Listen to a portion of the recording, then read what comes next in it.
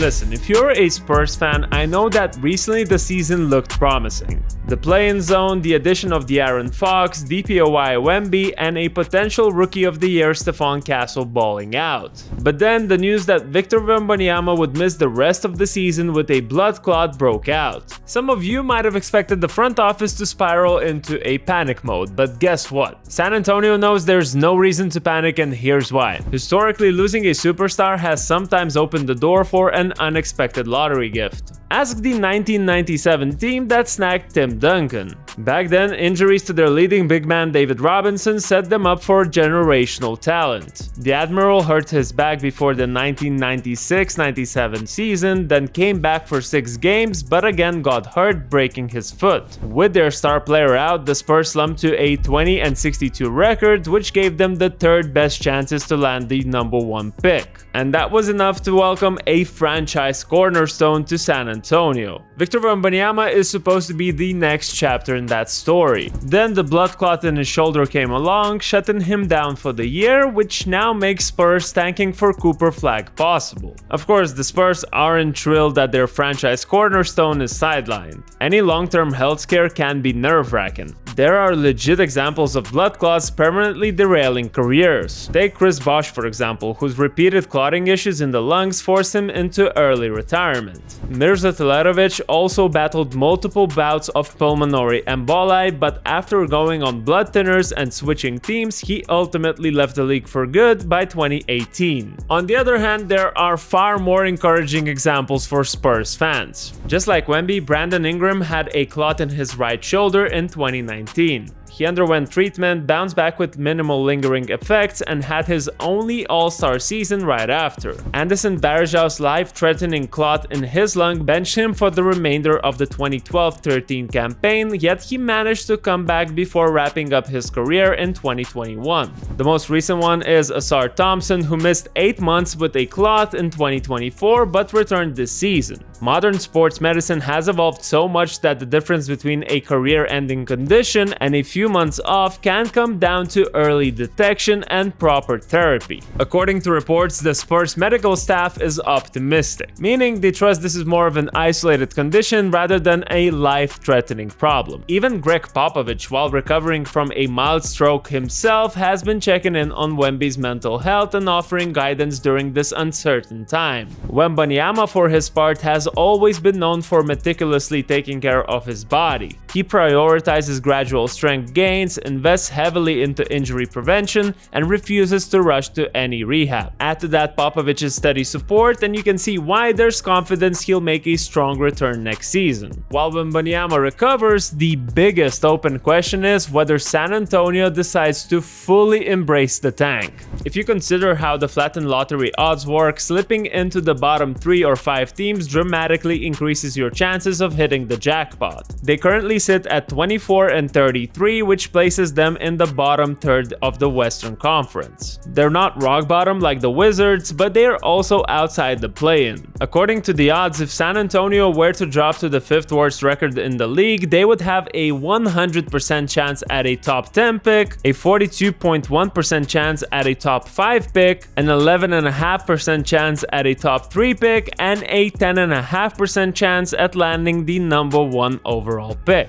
Yeah, 10.5% sounds small, but knowing Spurs' timely luck, it's not impossible. What is nearly impossible is catching those few teams that are deeply rooted in the last places. The Wizards have only recently got into the double digits for wins, the Hornets are in the low teens, and neither looks like they're going to make any big leaps for the rest of the year. In the West, there's the Pels and the Jazz, who are also in the low teens. I think the Spurs can definitely drop below the Sixers, Nets, or the Bulls, who are flirting with the play-in. Speaking of flirting, you don't want to be flirting with some malware while online. That's where the sponsor of today's video, NordVPN, helps me every single time. No matter where in the world I travel, with NordVPN I'm confident to connect to any public Wi-Fi. The Threat Protection Pro is on duty, checking every file I download for hidden nasties and blocking fake websites before I even realize they're suspicious. And I never feel isolated from the content I leave at home, as I can watch my local broadcast just by switching the server back to home. One click and boom, no more geo blocks in my way. So go grab our special deal at nordvpn.com/OutsideTheNBA. You'll get 4 months free when buying a 2-year plan. All the links are in the description below. Now back to San Antonio. Some of you might think, but surely even without Wemby, a push to the play-in could still be viable. If it was just Wemby, I might agree, but De'Aaron Fox is dealing with a pinky issue on his shooting hand too, and the timeline for potential surgery is ambiguous. He has hinted that at some point he can't just keep taping it. Once it becomes too limiting, he'll have to go under the knife. That alone could sideline him for weeks or months, and if that happens during this season, the Spurs are effectively losing 2 marquee players simultaneously. And with Wembanyama already shelved, there's no reason to chase meaningless wins if you can transform next year's roster with another top-tier pick. And I mean, do they really even have to announce that they're tanking? The Spurs will likely be losing games by default. For a front office that's historically crafty in these situations, they can simply say, we're just letting these guys heal fully. And then they just trust that the rest of the roster, while talented and has vets, isn't deep enough to keep them afloat in a brutal Western Conference. That brings us to Cooper Flagg.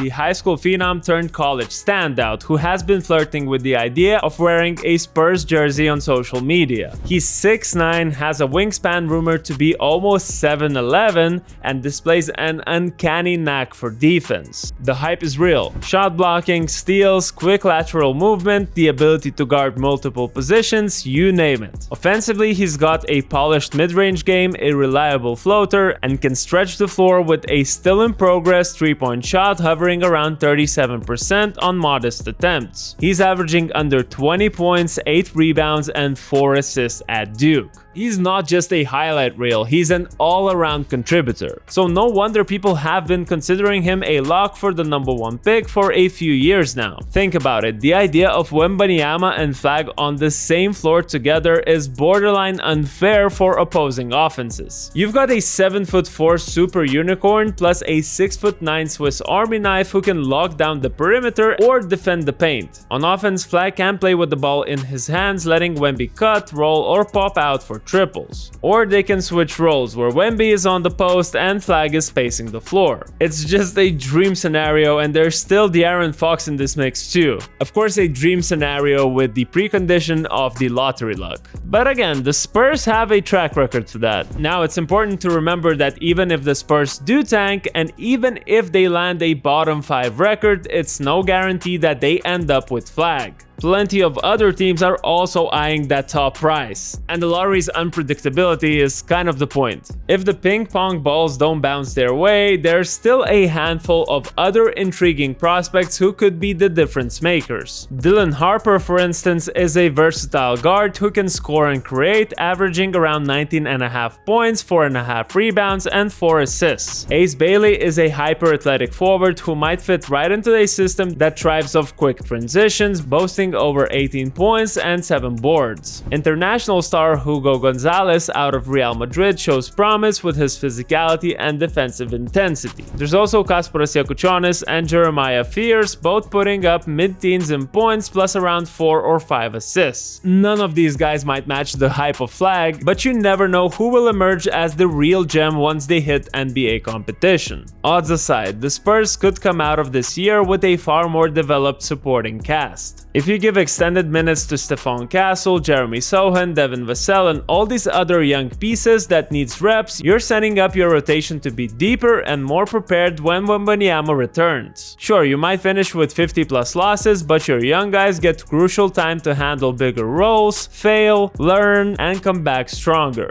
Basically the blueprint the Spurs used in the late 90s. They gave some of their younger players big minutes in that injury-riddled roster, ended up with a poor record, and then used the lottery magic to add Tim Duncan to an already prepared core. And you know how that story ended. Multiple championships and a dynasty that spanned for 2 decades. Let me know how you feel about this. Should the Spurs turn on the ultimate tank mode for a better chance at Flagg? Drop your takes in the comments below, like this video, and also don't forget to subscribe for more NBA takes through an overseas lens. See you in the next one.